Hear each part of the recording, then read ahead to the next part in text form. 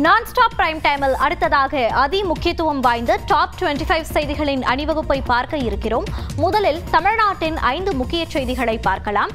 மாணவர்களுக்கு மடிக்கணினி எப்போது விநியோகம், வணிக பயன்பாட்டு சிலிண்டர் விலை வீழ்ச்சி உள்ளிட்ட செய்திகளை டாப் 5 தமிழ்நாடு பகுதியில் பார்க்கலாம். மாமன்னன் ராஜராஜ சோழனின் 1040வது சதய விழாவை முன்னிட்டு நாட்டியாஞ்சலி நிகழ்ச்சி விமர்சையாக நடைபெற்றது. ராஜராஜ சோழன் பிறந்த நாள் மற்றும் அரியணையில் ஏறிய ஐப்பசி சதய நட்சத்திரம் ஆண்டுதோறும் சதய விழாவாக கொண்டாடப்பட்டு வருகிறது. இந்த ஆண்டு 1040வது சதய விழா அரசு விழாவாக 2 நாள் கொண்டாடப்படுகிறது. தொடக்க நிகழ்வாக தஞ்சாவூர் அரண்மனை வளாகத்தில் இருந்து நாட்டுப்புற கலைஞர்களின் கலை நிகழ்ச்சிகளோடு மேல தாளம் முழங்க மயிலாட்டம், ஒயிலாட்டம், கரகாட்டம், தப்பாட்டம், வள்ளி கும்மியாட்டம் உள்ளிட்டவற்றின் ஊர்வலம் நடைபெற்றது. பெரிய கோயிலுக்கு ஊர்வலம் வந்த பிறகு ராஜராஜ சோழனை போற்றும் வகையில் 400 நாட்டிய கலைஞர்கள் பங்கு பெற்ற புஷ்பாஞ்சலி நாட்டிய நிகழ்ச்சி நடைபெற்றது.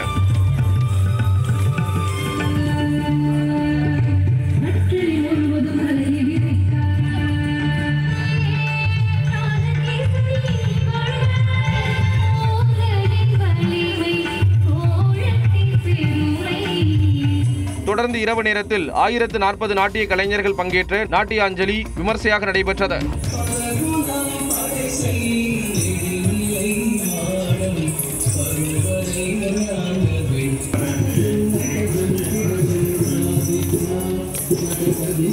பிரம்மாண்டமாக நடைபெற்ற நாட்டியாஞ்சலி நிகழ்ச்சியை அங்கிருந்த ஏராளமானோர் கண்டு ரசித்தனர்.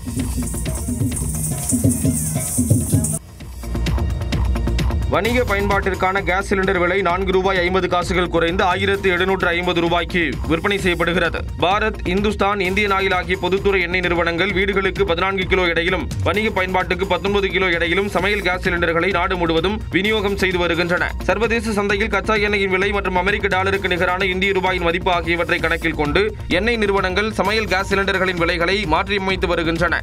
அந்த வகையில் இந்த மாதம் வணிக பயன்பாட்டு சிலிண்டரின் விலை குறைந்துள்ளது. சென்னையில் 19 கிலோ எடை கொண்ட வணிக பயன்பாட்டிற்கான சிலிண்டரின் விலை ₹4.50 குறைந்து 1750க்கு விற்பனை செய்யப்படுகிறது. 14 கிலோ எடை கொண்ட வீட்டு உபயோக சிலிண்டரின் விலை எவ்வித மாற்றமும் இன்றி ₹868.50க்கு விற்பனையாகிறது.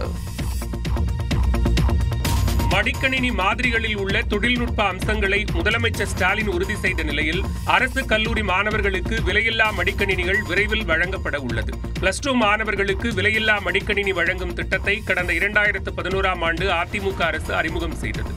இதில் அரசு மற்றும் அரசு உதவி பெறும் பள்ளிகளில் படித்த மாணவர்கள் பயன்பெற்று வந்தனர். இந்நிலையில் கொரோனா ஊரடங்கு அமலான 2020ஆம் ஆண்டு இத்திட்டத்தை அப்போதைய அதிமுக அரசு நிறுத்தியது. இதனைத் தொடர்ந்து ஆட்சி மாற்றம் ஏற்பட்டு திமுக அரசு பொறுப்பேற்ற நிலையில் 20 லட்சம் அரசு கல்லூரி மாணவர்கள் பயன்பெறும் வகையில் விலையில்லா மடிக்கணினி அல்லது கையடக்க கணினி வழங்கப்படும் என்று அறிவிக்கப்பட்டது. இதற்காக 2025-2026ஆம் நிதியாண்டிற்கான பட்ஜெட்டில் 2000 கோடி ரூபாய் நிதி ஒதுக்கீடு செய்யப்பட்டது. இந்நிலையில் மடிக்கணினிக்கான டெண்டர் கோரப்பட்டதைத் தொடர்ந்து HP, டெல், ஏசர் ஆகிய 3 நிறுவனங்கள் இறுதி செய்யப்பட்டன. பீகார் சட்டப்பேரவைத் தேர்தலில் வாக்களிக்க திருப்பூரில் பணியாற்றும் அம்மாநில தொழிலாளர்கள் சொந்த ஊர் செல்வதால் ரயில் நிலையத்தில் கூட்டம் அலைமோதியது. திருப்பூர் பனியன் நிறுவனங்களில் ஏராளமான வடமாநில தொழிலாளர்கள் பணியாற்றி வருகின்றனர். குறிப்பாக பீகார் மாநிலத்தைச் சேர்ந்த சுமார் 1 லட்சத்திற்கு மேற்பட்டோர் திருப்பூரில் தங்கி பணிபுரிந்து வருகின்றனர். இவர்களில் பெரும்பாலான தொழிலாளர்கள் தீபாவளி கொண்டாட சொந்த ஊர் சென்ற நிலையில் பீகார் சட்டப்பேரவைத் தேர்தலை மனதில் வைத்து பணிக்கு திரும்பவில்லை. இந்நிலையில் இங்கு தங்கியிருந்த பீகார் தொழிலாளர்களும் தற்பொழுது சட்டப்பேரவைத் தேர்தலில் வாக்களிக்க சொந்த ஊருக்கு செல்ல முனைப்பு காட்டி வருகின்றனர். இதன் காரணமாக திருப்பூர் ரயில் நிலையங்களில் பீகார் செல்லும் ரயில் பயணிகளின் கூட்டம் அலை மோதியது. ரயில் நடைமேடையை வந்தடைந்ததும் பீகார் செல்லும் பயணிகள் முண்டியடித்துக் கொண்டு ரயிலில் ஏறினர். ஊருக்கு ஓட்டு போடாத போறேன். உங்க ஊர்லயும் தமிழ்நாட்டிலயும் எந்த அளவுக்கு எப்படி நடந்துக்கிறாங்க? தமிழ்நாட்டுல நல்லா சேஃப் எந்த அளவுக்கு இருக்கு? நல்லா இருக்கு, எல்லாரும் சேஃப்டி இருக்கு. எலெக்ஷன் நடந்துட்டு 6ஆம் தேதி நான் முதல் மிக்சர் யாரு இருக்கு அவருக்கு ஓட்டு போற எல்லாம் யாரை போகுது. பீகார் சட்டப்பேரவை தேர்தல் நவம்பர் 6 மற்றும் 11 ஆகிய தேதிகளில் 2 கட்டங்களாக நடைபெற இருப்பது குறிப்பிடத்தக்கது. தமிழ்நாடு அரசியல் களத்தை பரபரப்பாக்கிய செய்திகளை டாப் 5 அரசியல் செய்திகள் பகுதியில் பார்க்கலாம். பீகார், தமிழ்நாடு இடையே பகையை ஏற்படுத்த முயற்சிப்பதாக பிரதமர் நரேந்திர மோடிக்கு முதலமைச்சர் மு க ஸ்டாலின் கண்டனம் தெரிவித்துள்ளார். பீகார் சட்டப்பேரவை தேர்தல் பரப்புரையில் பேசிய பிரதமர் மோடி, கர்நாடகாவில் பீகாரிகளை காங்கிரஸ் தலைவர்கள் அவமதிக்கிறார்கள் என்றும் தமிழ்நாட்டில் திமுக தலைவர்கள் பீகார்காரர்களை துன்புறுத்துகிறார்கள் என்றும் குற்றம் சாட்டியிருந்தார். இதற்கு கண்டனம் தெரிவித்து எக்ஸ் பக்கத்தில் பதிவிட்டுள்ள முதலமைச்சர் மு க ஸ்டாலின், இந்த நாட்டில் உள்ள அனைவருக்குமான பிரதமர் பொறுப்பில் இருக்கிறோம் என்பதையே மோடி அடிக்கடி மறந்து விடுகிறார் என்று தெரிவித்துள்ளார். ஒடிசா, பீகார் என எங்கு சென்றாலும் பாஜகவினர் தமிழர்களின் மீதான வன்மத்தை தேர்தல் அரசியலுக்காக வெளிப்படுத்துவதற்கு தமிழ்நாட்டு மக்களின் முதலமைச்சர் என்ற முறையில் கடுமையான கண்டனத்தை தெரிவித்துக் கொள்வதாக கூறியுள்ளார். பன்முகத்தன்மை கொண்ட வேற்றுமையில் ஒற்றுமையை காணும் பெருமை மிக்க இந்தியாவில் இந்துக்களுக்கும் முஸ்லிம்களுக்கும் பகையை வளர்ப்பது, தமிழர்களுக்கும் பீகார் மக்களுக்கும் பகை உண்டாக்கும்படி நடந்து கொள்வது போன்ற அற்ப அரசியல் செயல்பாடுகளை நிறுத்த வேண்டும் என்றும் வலியுறுத்தியுள்ளார். தமிழ்நாட்டில் பீகாரிகளை திமுகவினர் அவமதிப்பதாக பிரதமர் மோடி தெரிவித்திருந்தது குறித்து அரசியல் தலைவர்கள் கூறிய கருத்துக்களை பார்க்கலாம். तमिलनाडु में डीएमके के लोग बिहार के मेहनतकश लोगों को प्रताड़ित करते हैं. பொய் பிரச்சாரத்தின் மூலமாக வாக்குகளை பெற்றுவிடலாம் என்ற குறுகிய மனப்பான்மையில் ஒரு பிரதமர் ஒருமைப்பாட்டை பாதுகாக்க வேண்டியவர். ஒரு சாதாரண நகராட்சி உறுப்பினருக்கு கூட இப்படிப்பட்ட எண்ணம் வராது. பீகார் மாநிலத்தை சார்ந்தவர்கள் தாக்கப்பட்டதற்குரிய ஆதாரம் இருந்தால் அவர் வழக்கு போடட்டும் அல்லது எந்த விதமான நடவடிக்கை எடுக்கட்டும். திமுக நீங்க நிச்சயமா பீகாரிகளை மோசமா தான் பேசுறீங்க. ரெக்கார்ட்ல இருக்கு. நேரு சொன்னாரா இல்லையா? பீகார்லாம் அறிவில்லாதவங்க. தயாநிதிமாறன் என்ன சொன்னாரு? அவங்களுக்குலாம் அறிவே இல்லைன்னு சொன்னார். சொன்னீங்களா இல்லையா? இல்லைன்னு சொல்லுங்க. தேர்தலுக்காக வாக்கு வங்கிக்காக எதை ஒன்னாலும் அள்ளி வீசக்கூடாது. அவங்க பீகார் இந்தி மொழியை விட, பீகாரி மொழியை விட தமிழ் மொழி அழகாக உச்சரிக்க தமிழர்கள்லாம் மாறிட்டாங்க. அதுதான் தமிழ்நாட்டுல போயிட்டு துன்புறுத்துறாங்கன்னு சொல்றது இது கண்டிக்கத்தக்கது. அது திரும்ப பெறணும். அதிமுகவின் அடிப்படை உறுப்பினர் உள்ளிட்ட அனைத்து பொறுப்புகளில் இருந்தும் செங்கோட்டையனை நீக்குவதாக அக்கட்சியின் பொதுச் செயலாளர் எடப்பாடி பழனிசாமி அறிவித்துள்ளார். பசும்பொன் முத்துராமலிங்க தேவர் ஜெயந்தி விழாவில் ஓ பன்னீர்செல்வம் டிடிவி தினகரனுடன் இணைந்து பங்கேற்ற செங்கோட்டையன் சசிகலாவையும் சந்தித்து பேசினார். இந்நிலையில் சேலத்தில் கட்சியின் மூத்த தலைவர்களான KP முனுசாமி, திண்டுக்கல் சீனிவாசன், SP வேலுமணி, நத்தம் விஸ்வநாதன் உள்ளிட்டோருடன் சுமார் 2 மணி நேரம் EPS நடத்திய ஆலோசனைக்கு பிறகு அறிவிப்பு வெளியானது. முன்னாள் அமைச்சர் செங்கோட்டையனின் கட்சி பதவிகள் ஏற்கனவே பறிக்கப்பட்டிருந்த நிலையில் அதிமுகவின் அடிப்படை உறுப்பினர் உள்ளிட்ட அனைத்து பொறுப்புகளில் இருந்து நீக்குவதாக எடப்பாடி பழனிசாமி அறிவிப்பு வெளியிட்டார். கட்சியில் இருந்து நீக்கப்பட்டவர்களுடன் தொடர்பு வைத்துக் கொள்ளக்கூடாது என்பதை அறிந்தே கட்சியின் விதிகளை மீறியதாகவும் கட்சிக்கு களங்கத்தை ஏற்படுத்த முயன்றதாலும் செங்கோட்டையன் நீக்கப்படுவதாக எடப்பாடி பழனிசாமி குறிப்பிட்டுள்ளார். மேலும் செங்கோட்டையனுடன் அதிமுகவினர் எவ்வித தொடர்பும் வைத்துக் கொள்ளக்கூடாது என்றும் தெரிவித்துள்ளார். இந்நிலையில் திருப்பூர் மாவட்டம் அவினாசி பாளையத்தில் செய்தியாளர்களிடம் பேசிய செங்கோட்டையன் இன்று விரிவாக பேசுவதாக கூறினார். கட்சியிலிருந்து நீக்கி இருக்கிறதா சொல்லிருக்காங்க தலைவர், அறிவிச்சிருக்காங்க. நீங்க என்ன நாளை அதற்கான பதில் சொல்லுவேன். 11 மணிக்கு மேல சொல்லிக்கப்படும் மொத்த விளக்கம் சொல்லுவேன்.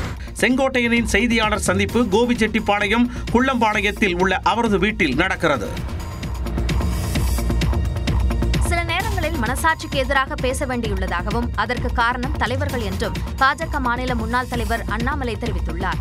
கோவையில் செய்தியாளர்களை சந்தித்த அண்ணாமலை தனக்கு தன் உயரம் தெரியும் என்பதால் தனிக்கட்சி தொடங்கும் எண்ணம் இல்லை என்றார். ஒரு முதல் தலைமுறை அரசியல்வாதியாக, விவசாயியாக நான் மாற்றத்திற்காக தொடர்ந்து போராடுறேன். சில நேரம் என்னுடைய மனசாட்சிக்கு எதிராகவும் நான் பேசுறேன். மனசாட்சி ஒன்று சொல்லுது, வாய் ஒன்று சொல்றேன். காரணம் தலைவர்கள் சொல்றாங்க. தலைவர்களுக்காக, சபை மரியாதைக்காக, சபை நாகரிகத்துக்காக சில இடத்துல பேச வேண்டி இருக்கு. இருந்தும் சில விஷயத்தை பொறுத்துக் கொள்ள முடியாது. பொறுத்திருந்து பார்ப்போம், நல்லது நடக்கும். அதிமுக குறித்து பேசுவதை தவிர்த்து வரும் நிலையிலும் அதிமுக தலைவர்கள் தன்னை விமர்சிப்பதாக அண்ணாமலை குற்றம் சாட்டினார். நானும் எதற்கும் பொறுப்பில்லை, அதாக தானாக நடக்கிறது. அப்படி இருக்கும் பொழுது எல்லாத்துக்கும் நான் தான் காரணம் பேசுவாங்க. இன்னைக்கு நான் அதிமுகவை பத்தி பேசாம இருக்கேன். ஆனா அதிமுக இருக்கக்கூடிய எத்தனையோ தலைவர்கள் இன்னைக்கு என்னை தேடிட்டு தான் இருக்காங்க. மத்திய அமைச்சர் அமித்ஷாவுக்கு அளித்த வாக்குறுதிக்காக அமைதி காப்பதாகவும் அண்ணாமலை கூறினார். ஐயப்ப பக்தர்களுக்கான அறிவிப்பு, வங்கி சேமிப்பு கணக்கில் கூடுதல் வாரிசுதாரர்களை சேர்த்துக் கொள்ள அனுமதி, பீகார் தேர்தலுக்கான பாஜக கூட்டணியின் வாக்குறுதிகள் உள்ளிட்ட செய்திகளை டாப் 5 இந்தியா பகுதியில் பார்க்கலாம்.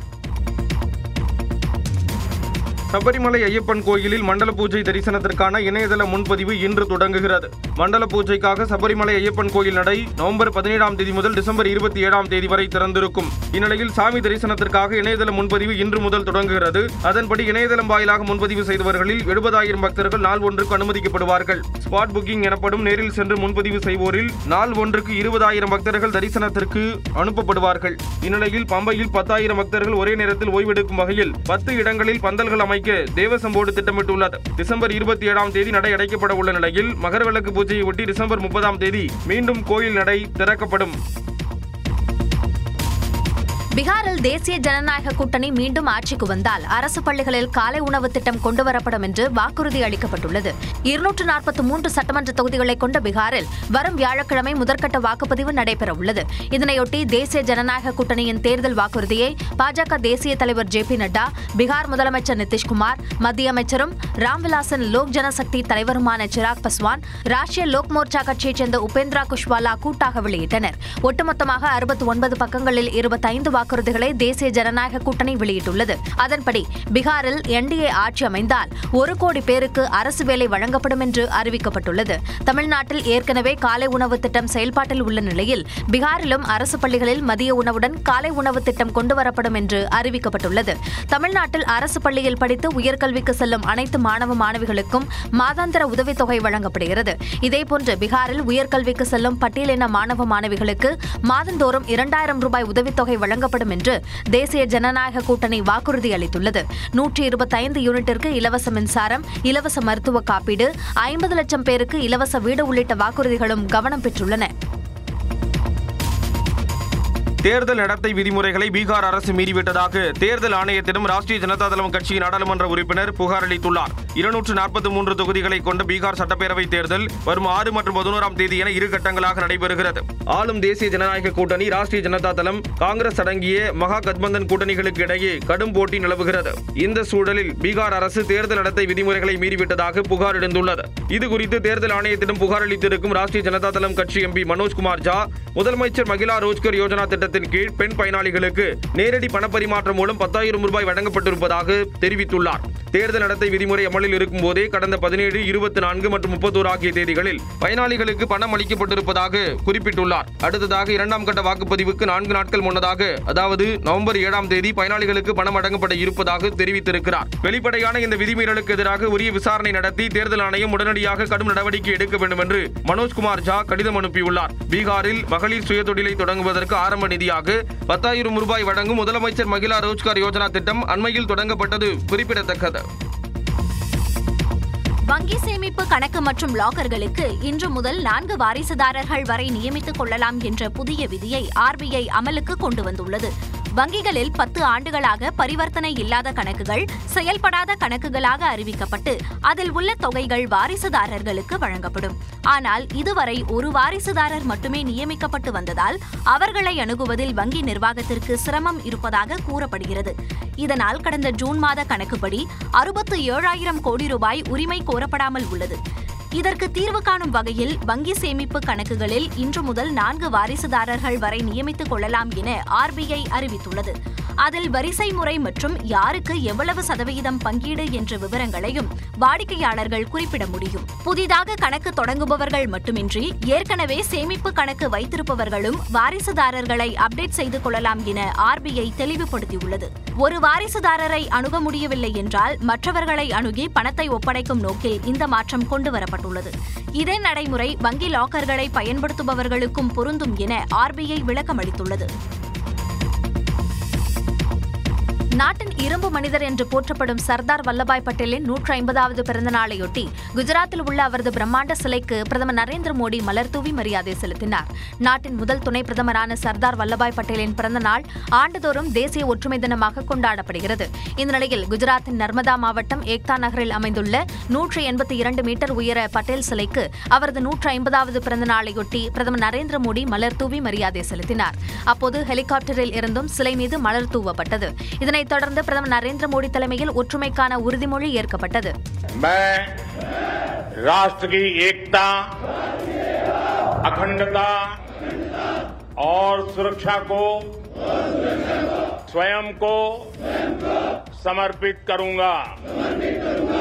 இதையடுத்து வேற்றுமையில் ஒற்றுமை என்ற கருப்பொருளை அடிப்படையாக கொண்ட புதுச்சேரி, குஜராத் உள்ளிட்ட மாநிலங்களின் கண்கவர் ஊர்திகள் அணிவகுத்து சென்றன.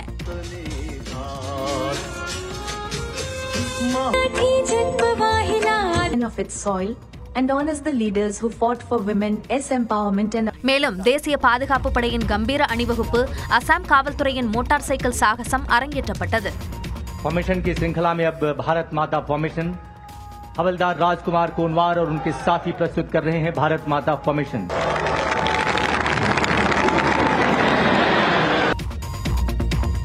அடுத்ததாக பல்சுவை செய்திகளை பார்க்கலாம்.